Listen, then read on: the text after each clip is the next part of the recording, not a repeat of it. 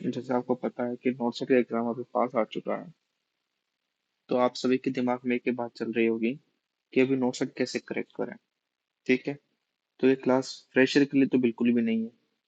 कि आप फ्रेशर हो तो आप लगे कि क्लास आपके लिए नहीं, फ्रेशर के लिए नहीं है। ये क्लास उनके लिए जिन्होंने अभी तक ईमानदारी के साथ में 6 महीने कम से कम पढ़ाई की है।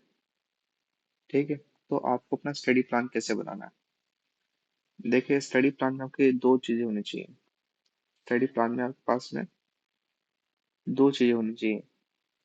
Self hand written notes,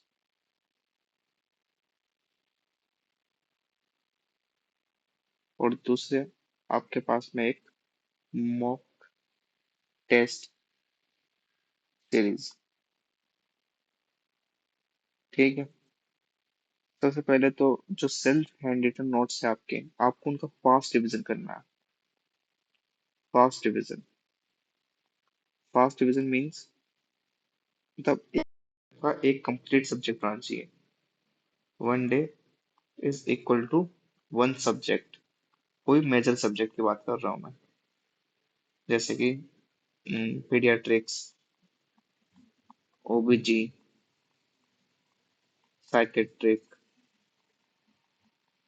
fundamental. मतलब बिल्कुल फास्ट स्टडी करनी है आपको। अगर आप एक दिन में नहीं कर पा रहे तो कम से कम 2 दिन, मतलब इसको 3 दिन पे आप मत लेके जाइए। एक सब्जेक्ट को सिर्फ 2 दिन के अंदर करने की अपनी पूरी कोशिश कीजिए। ऐसे आप एक सब्जेक्ट के कम से कम आप 2 बार रिवीजन कर पाओगे। ठीक है।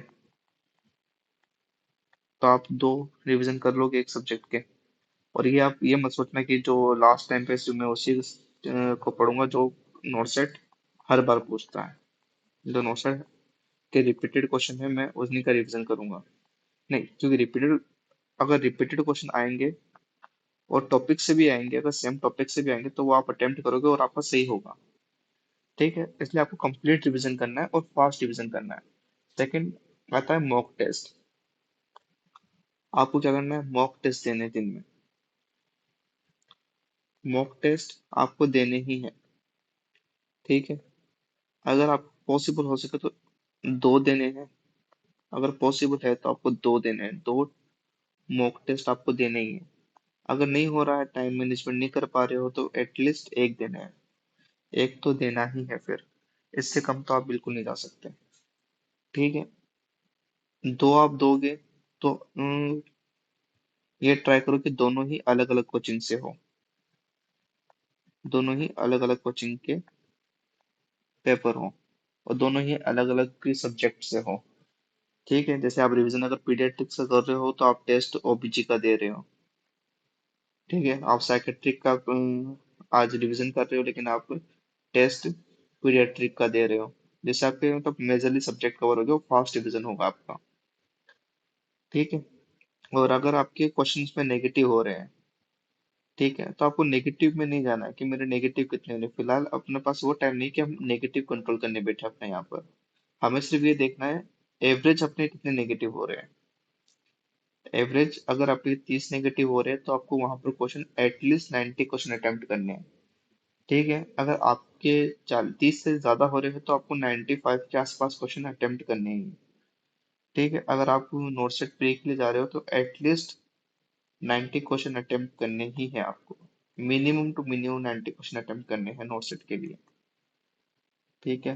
फिर नोट सेट में क्वेश्चन आता है कि जो नॉन नर्सिंग आता है वो कहाँ से पढ़ना है। नॉन नर्सिंग, अगर आपने भी कभी नोट सेट दिया है या फर्स्ट आपका फर्स्ट ट्राई है, ठीक है, और आपने अगर नोट सेट दिया है, अगर जिन्होंने नोट सेट दिया है उनको पता है कि नोट सेट के नॉन नर्सिंग के क्वेश्चन फिक्स होते हैं। फिक्स क्वेश्चन आता है। जीके के क्वेश्चन आएंगे जो अपडेट टॉपिक्स है, अप टू डेट जो टॉपिक्स हैं उनसे आएंगे। उनसे भी जो हम सोचेंगे वो नहीं आएगा। ठीक है। जैसे कि जब हमने दिया था पेपर, तो उस वक्त पे चंद्रयान की बात हो रही थी कि चंद्रयान पे कब गया था, कौन गया था, कैसे हुआ था। तो लेकिन उसने जब पूछा क्वेश्चन, तो उसने ये पूछा कि फर्स्ट पर्सन कौन था जो चंद्रयान मतलब मून पे गया था। मतलब टॉपिक तो वही था लेकिन उसने फर्स्ट पूछ लिया। तो अगर अभी भी रीजन में कोई टॉपिक चल रहा है तो आप उसके फर्स्ट टॉपिक प्रश्न याद रख लो कि ये पहले किसने किया था, तो वो वहीं से पूछेगा। और फिर मैथमेटिक्स की बात है, तो मैथमेटिक्स के रिपीटेड क्वेश्चन आते हैं, सेम क्वेश्चन आते हैं, हर बार सेम क्वेश्चन रहता है, बस डिजिट चेंज हो जाती है और आंसर चेंज हो जाता है। रीजनिंग के भी हर बार सेम ही क्वेश्चन आते हैं, तो वही जो क्वेश्चन चल रहे हैं उन्हीं को आप उन्हीं की प्रैक्टिस कर लो, आपको उन्हीं से सही हो जाएगा। मेरे तो उन्हीं से सही होते थे अभी तक, आपके भी उन्हीं से हो। तो नॉन नर्सिंग की इतनी हमें टेंशन नहीं लेनी है, ठीक है। और बात रही नर्सिंग की, नर्सिंग की हमें क्या करनी है, टेस्ट सीरीज देनी है। टेस्ट सीरीज से ही आपकी रैंक इम्प्रूव होगी, जितनी आप टेस्ट दोगे और उतनी ही आपकी रैंक इम्प्रूव होगी। नोटसेट के अंदर जैसे मेरे जब टाइम था तो मैंने 95 क्वेश्चन प्लस ही अटेम्प्ट किए, कभी कभी मैंने 100 क्वेश्चन भी अटेम्प्ट किए, और मेरा स्कोर हमेशा 99 परसेंटाइल ही रहा है।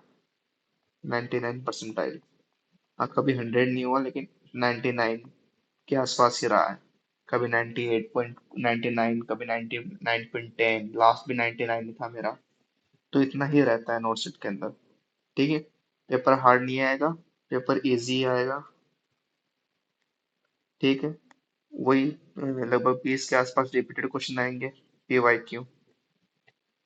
और आपको स्कोर सिर्फ और सिर्फ 55 मार्क्स करना है, जिसमें से 20 मार्क्स तो वो पहले ही आपको दे रहा है PYQ के तौर पे। आपको रिमेनिंग सिर्फ 35 नंबर चाहिए, तो ये इजी होगा आपके लिए लेके आना, ठीक है। टेस्ट प्रैक्टिस जरूर करनी है।